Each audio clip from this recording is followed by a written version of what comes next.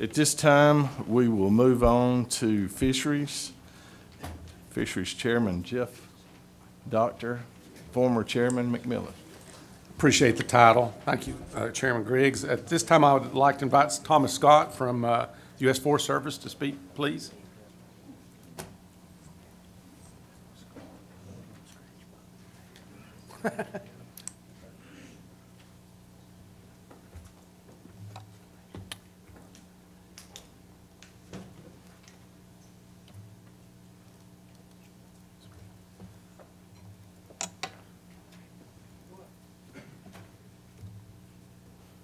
I'd first like to thank you all for the opportunity to let me come and present this to you all.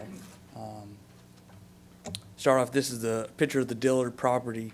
It's located on the Cherokee National Forest in Greene County, Tennessee, in Region 4. This property was a long time local landmark to the people. As people drove by, the public and both Forest Service, it was seen as a local landmark for its engineering marvels and for just the beauty of the area. It has 3 fields, 4 ponds, and the property was held by a single family, and the gentleman did the various projects on the property over several years. In August 3rd through the 4th of 2001, the area was hit by a devastating flood. Over 15 inches of rain fell in less than 24 hours. So that's what the house looked like. It was in between, sort of a man-made island in between the creek. Because of the devastation to the property, the family was kind enough to donate that land to the Forest Service.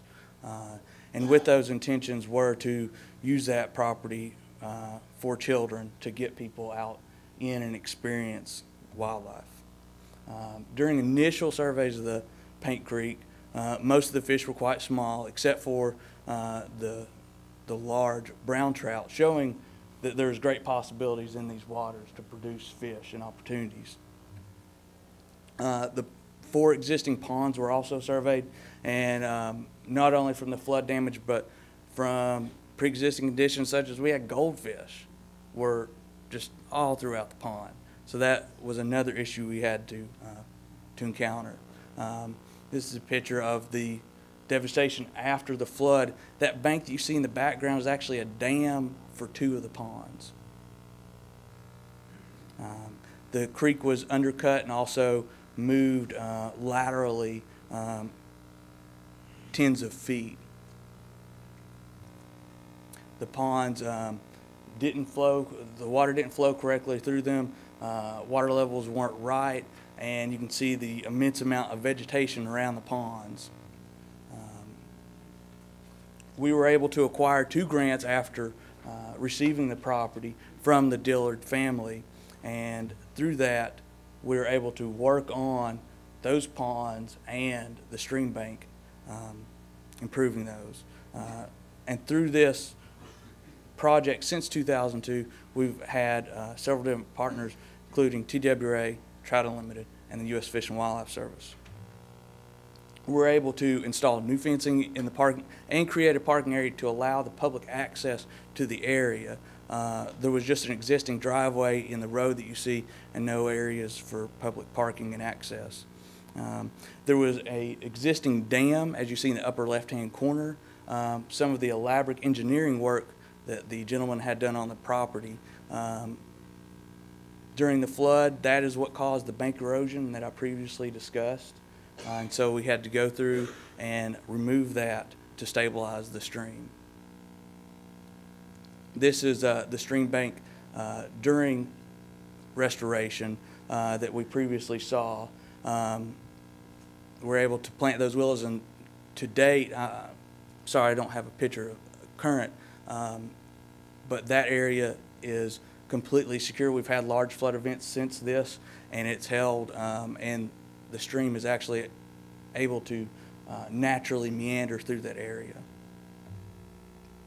The upper stream section that you saw also that was entrenched, we were able to move that stream back laterally to a more correct position. As we all know, streams naturally meander, so what we do is not a permanent and the correct fix. We just try to adjust things to work better ecologically. Through this restoration, we were able to, through the grant process, acquire funding for native restoration. This is an overview of some of the projects. Through those first grants, we were able to incorporate more use abilities such as the benches, the fences, and clearing the areas. So this is after restoration, not current day. This would be a photo from about 3 years ago. Seeing the nice cleared ponds, ability to use the area and fish. In 2006, we had our first kids fishing day there. We generally have over 200 children, and our kids fishing days have been moved there since. Our next kids fishing day, if anyone wants to attend, is May 10th. An additional project is that we were replacing this fence row along the road. This was a failing slit rail fence that was probably 40 years old. And through help with Trout Unlimited and TWA, we were able to rebuild this fence to protect the field and wetland. In 2012, I was approached by my local Trout Unlimited chapter in the entrance of applying for a grant for this area to build an accessible area to ADA standards so we could have another user group come and enjoy this great fishing opportunity. The trail construction consisted of almost 1,000 feet of linear trail, but does not limit a person to that full 1,000 feet around the ponds. It can vary from someone's experience. If they just want to go a short distance, such as 50 feet, we have access for them there. So all different levels of access is provided.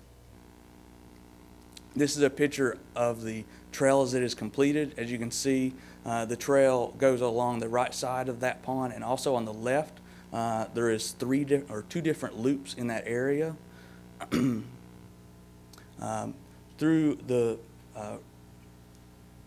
Trout Unlimited grant, we also were able to allow for safety issues that we encountered every kids fishing day with people trying to trip and fall over these spillways and install these metal grates. This is a picture of the trail from an aerial photo. As you can see, you can easily see the third and fourth pond from left to right, and there's also a first and second pond on the left side. TWA has been involved in this project continually since the land was donated to the Forest Service in 2002. Bart was very nice in asking if he could help any more with this project, and he was able to purchase the materials to construct 3 fishing accesses to where someone can get up to the water's edge and actively fish.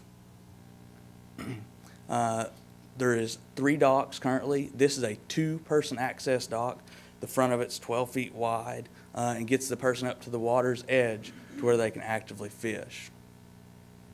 The 2 other single access docks that we have are similar to this. They go up to the water's edge, not over the water's edge, to reduce the safety hazard of having a dock over the water.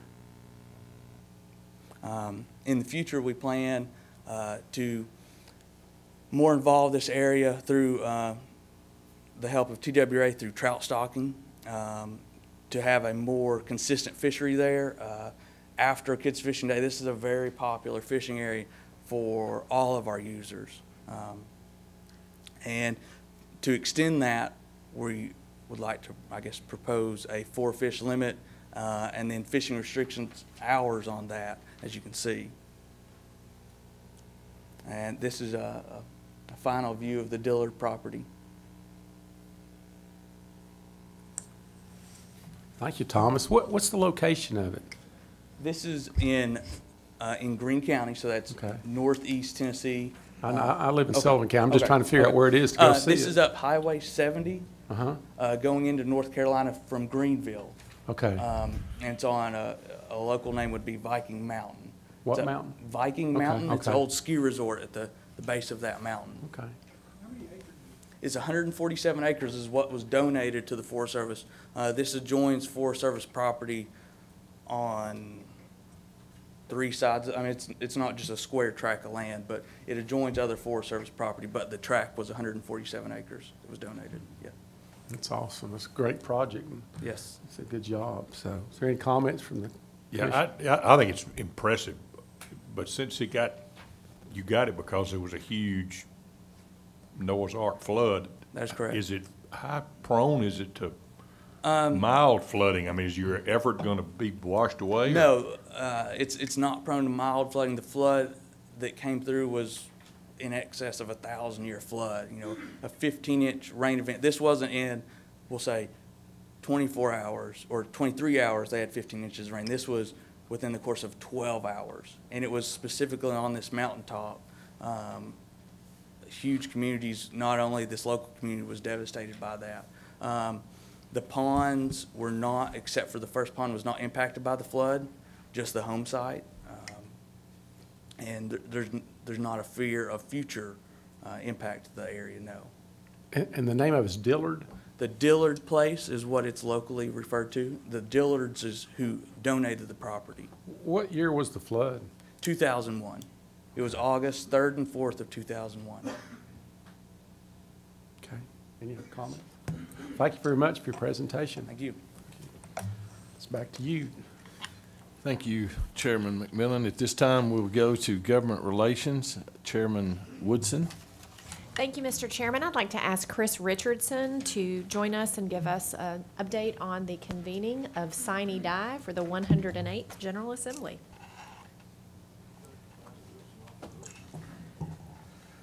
Bear with me just 1 second here. Sorry, Bobby.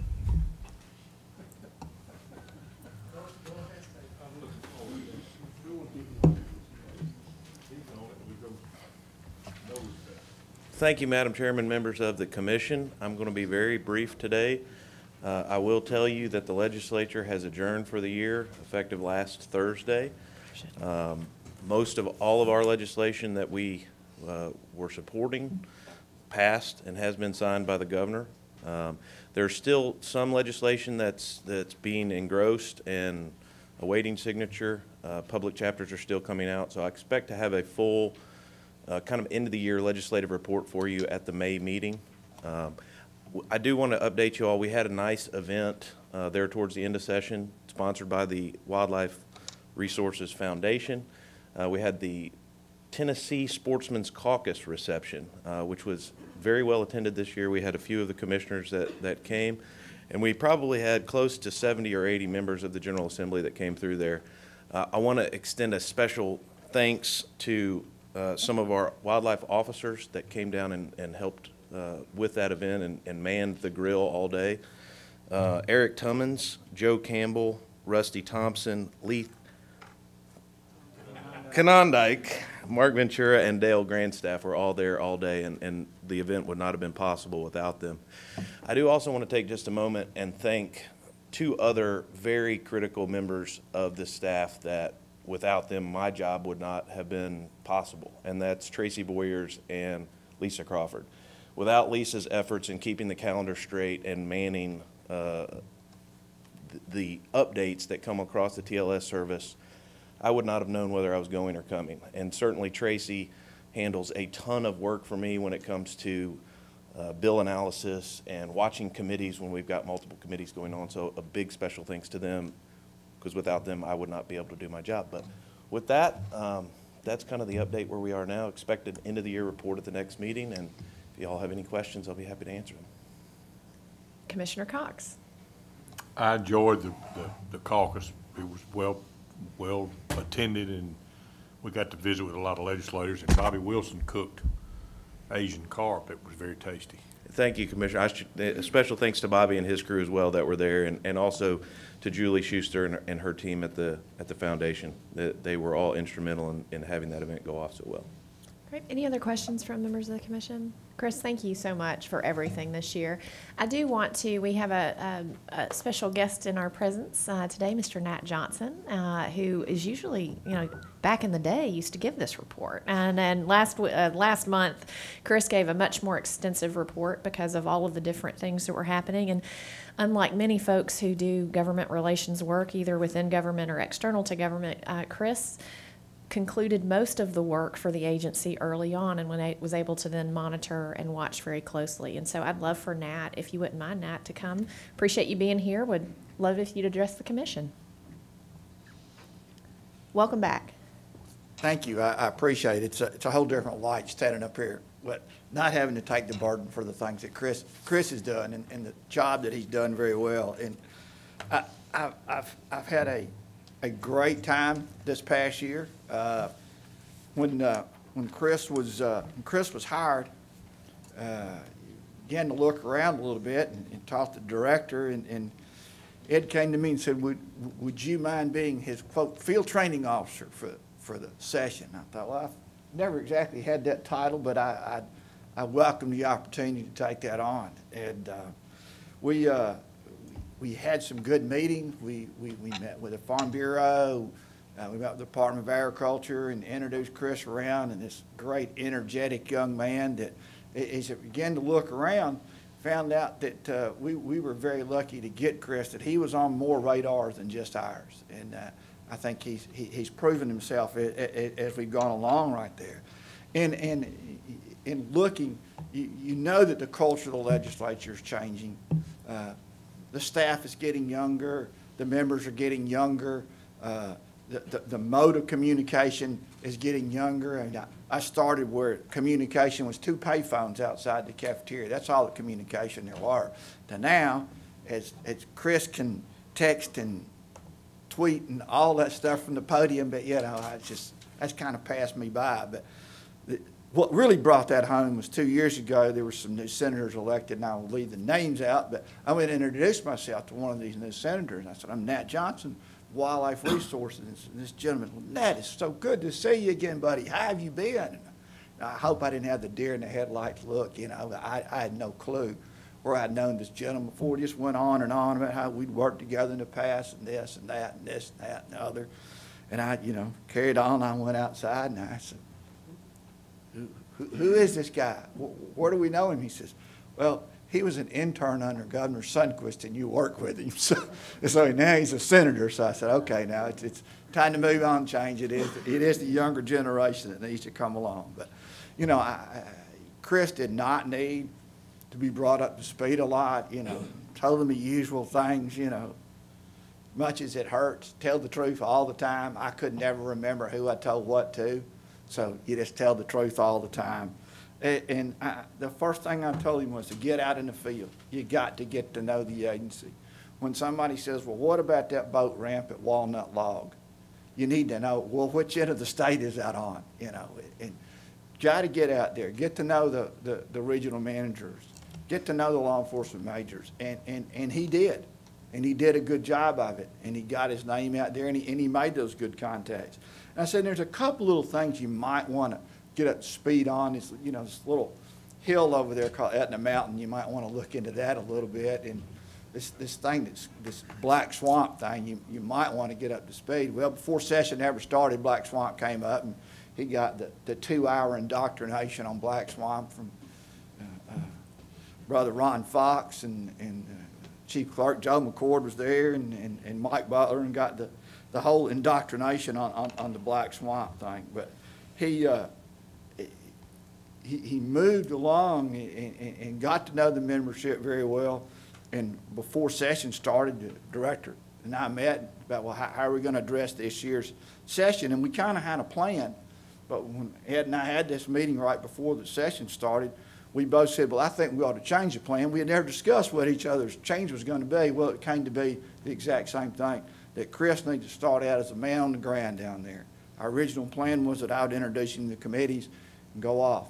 But I think the plan that we put together to put Chris on the ground by himself and him become the name and the face down there was a good move, and I think it put Chris out in front, and he has taken that task He has moved us along, and I think the decisions that he's made, the way he has comprehended the issues, I haven't seen anybody come up to speed any quicker on that ever when I've been down there. And I think the agency is very lucky to have had with him. As Chairman Woodson said, he has dealt with some very difficult issues.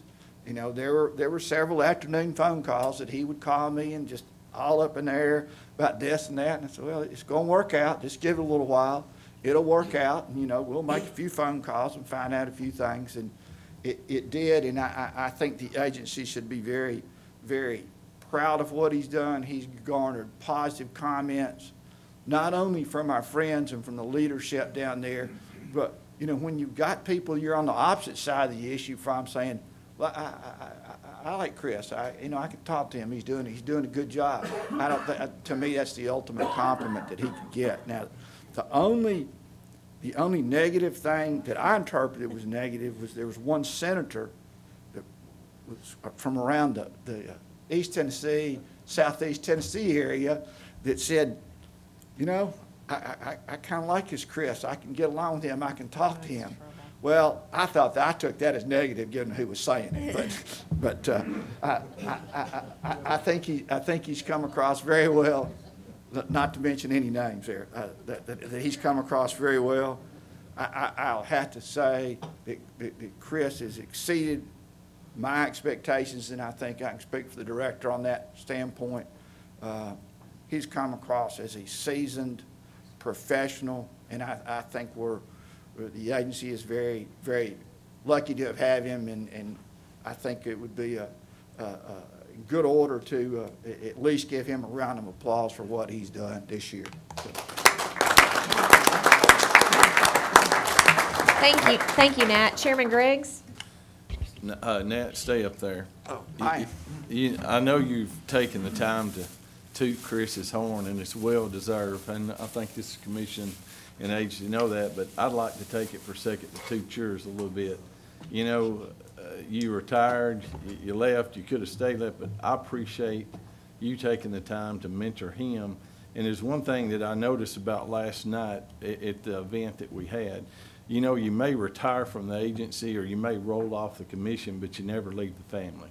And last night, I couldn't get over just the camaraderie and the friendship. And once you're a commissioner, I think you always are, and there's that respect there. But Nat, I respect you so much, and I call you my friend, and I appreciate what you've done too. Thank you very much. I appreciate those kind remarks. There's one thing though that I do have to leave with. When I left, I took this home with me, and it kind of gotten lonely. This is, you know, the old thing about when pigs fly. This Chris will be the 4th recipient of this. You know, it has got some names on the bottom that all of them were there last night. But Chris, I only see one place left for you to sign it, though.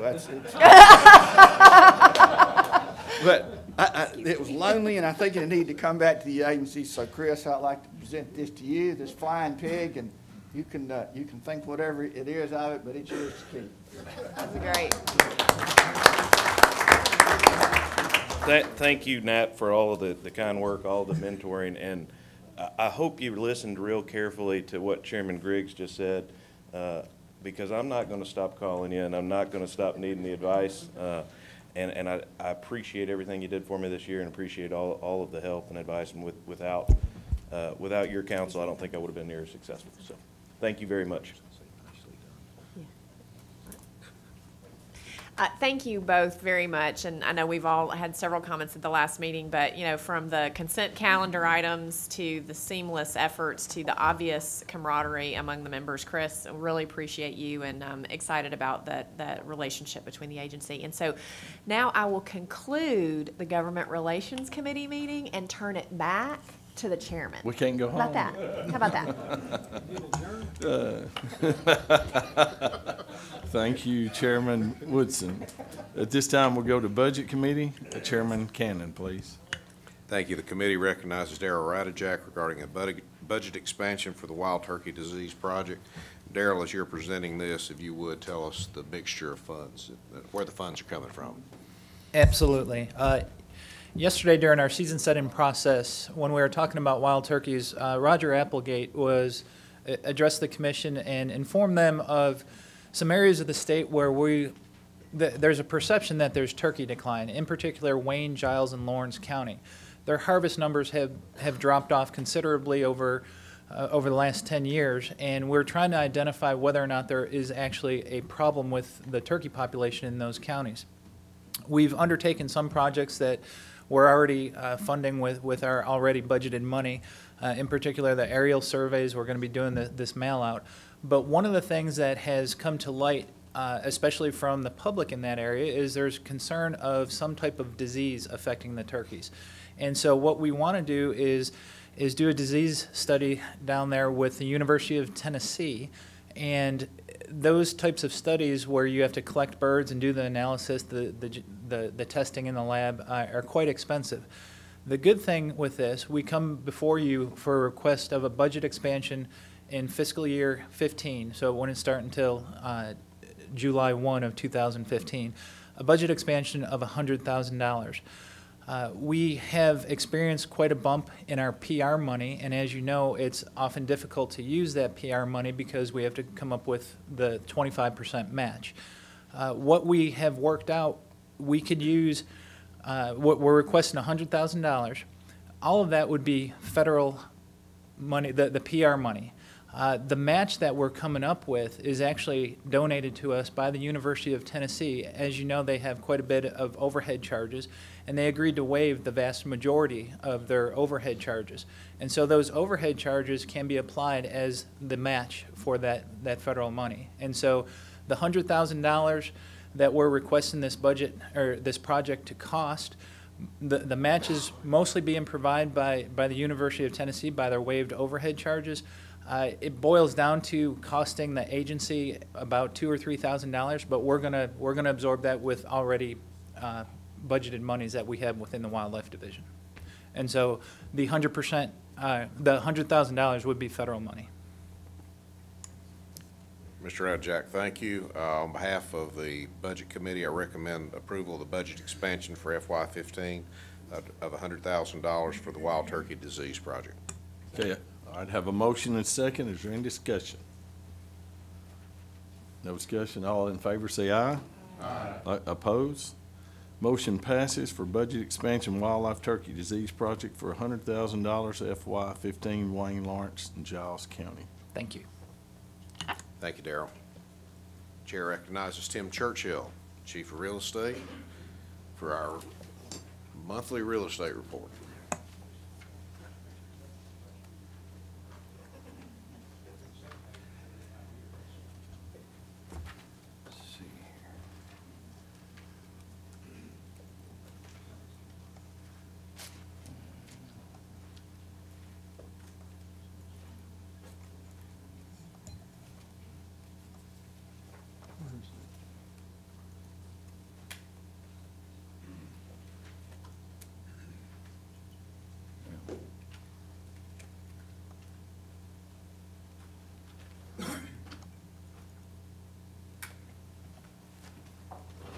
Where's that little thing? Which one? Right there. Ah. All right. I think we've got a different way of presenting this information on the tracts that we're acquiring or dealing with in some way or another.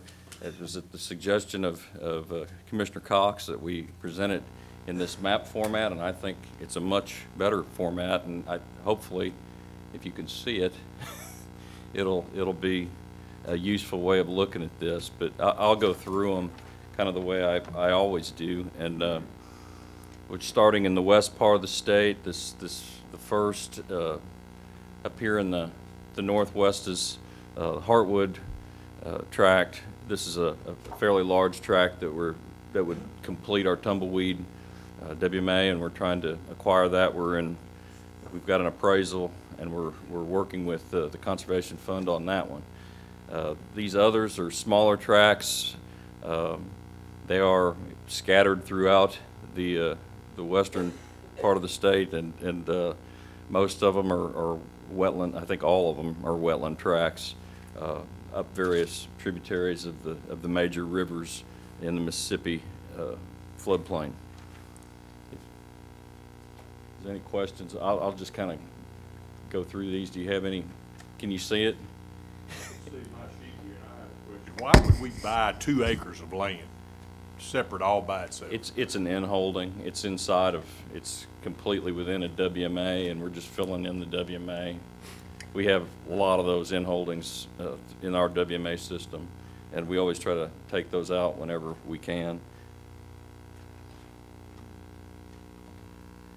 All right, moving to the middle part of the state, we have several wetland tracts and a couple that we've been talking about the last couple of months, the Department of Corrections tract and the Collier tract in Hickman County. That Corrections tract is being transferred to us. It's 1,500 acres and change. The Collier tract, we're in the purchase phase with that one. We're trying to work that through with Tennessee Parks and Greenways Foundation. Weekly tract up at Shelton Ferry WMA, and the Strickland tract down at Bark Camp Barrens. Then there's a couple out here in the east. The main one, the largest one, is this Cunningham tract in Scotts Gulf.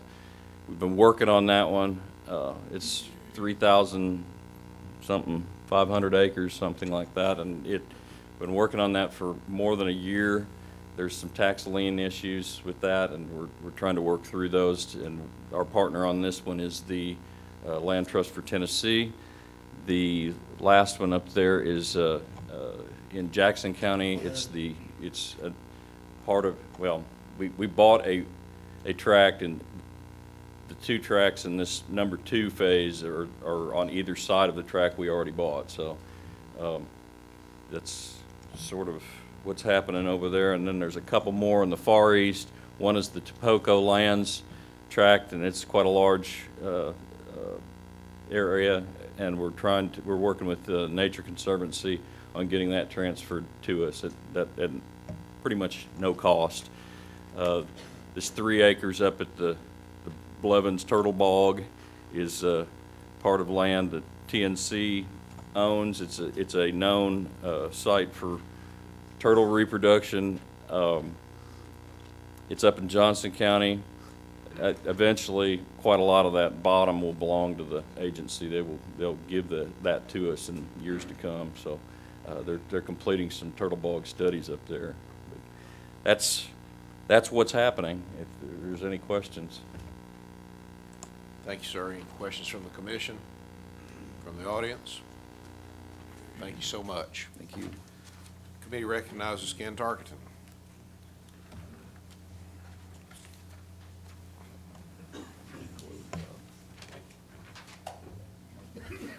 Thank you, Mr. Chairman. There should be a one-page front and back financial report.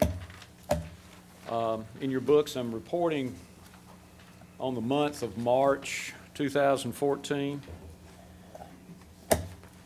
At the top of the page, the boating fund is ahead of where we were last year in boat registrations by a little over 20%. We've expended 41% of the allotment thus far through the year. In the wildlife portion, we're, according to the projections, just a little bit shy of what we had projected. We will see in the month of April that we've come up quite a bit, and we will exceed the projection through April, thus far through the fiscal year. Senior citizens licenses that have been sold through March, or as of March of 2014, were 2,901. And the expenses in the wildlife side approximate 57% of the annual allotment.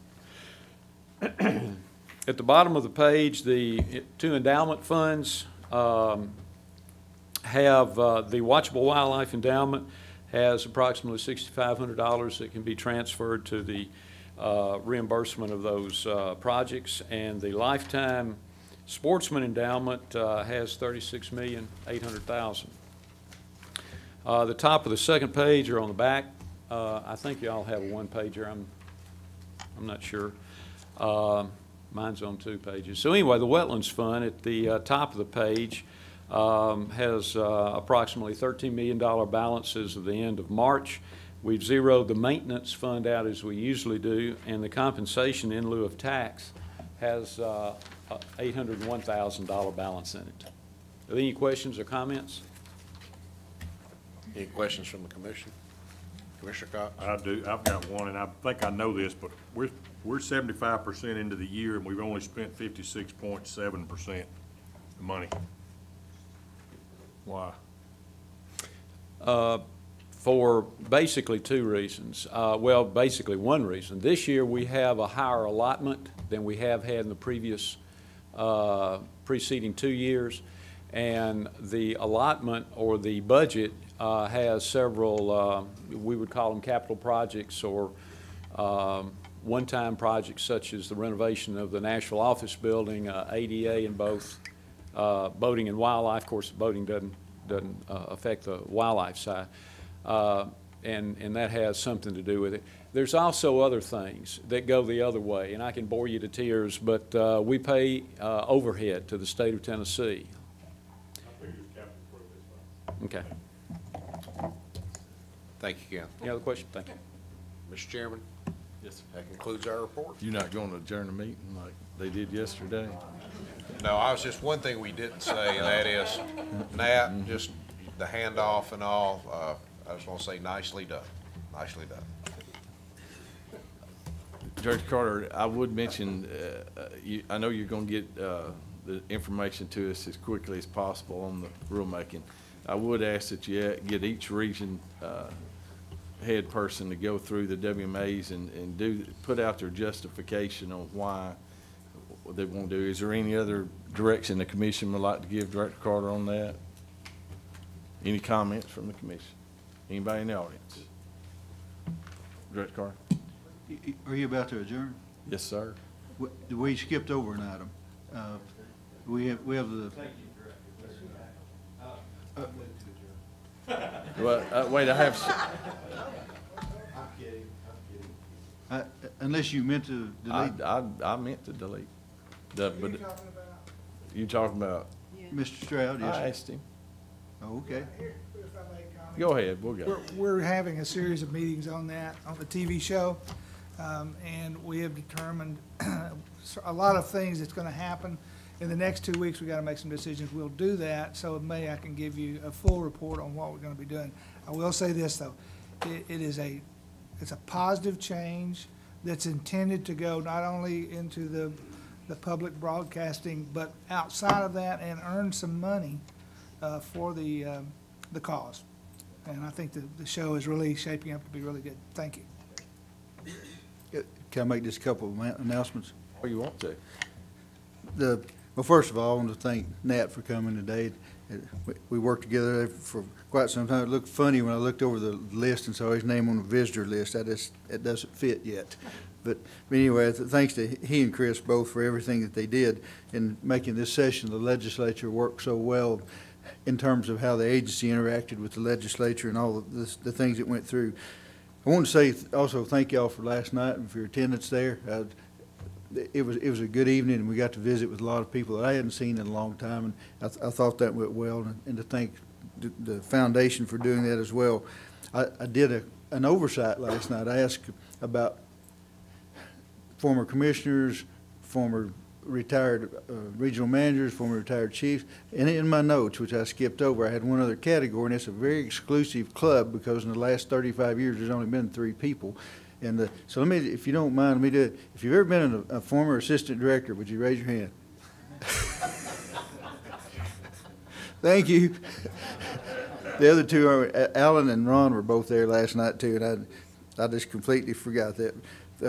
One other little thing, one other historical note, since we did that last night. I don't think I ever told y'all this before, but one of our management areas down in West Tennessee is Moss Island. I don't think I've told you, but it's unique in the fact that it's been owned by by 3 countries and 2 states.